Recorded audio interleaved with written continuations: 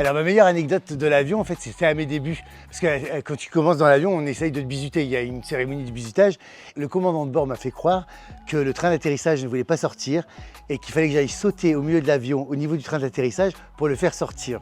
Donc au début, je fais bah non, mais comme tu débutes et que tu crois tout ce que le commandant de bord dit parce que c'est l'autorité à bord, donc je me suis dit bon, s'il me le dit, c'est que c'est vrai. Donc je suis allé au milieu de l'avion et j'ai commencé à sauter comme ça, persuadé que j'allais faire sortir le train d'atterrissage. Avec tous les autres passagers qui me regardaient d'aller leur dire qu'est-ce qu'il fout ce cinglé, moi persuadé que j'allais sauver la vie de tous les passagers en sautant sur le train et ils disaient plus fort, plus fort. Donc ça m'avait fait beaucoup rire.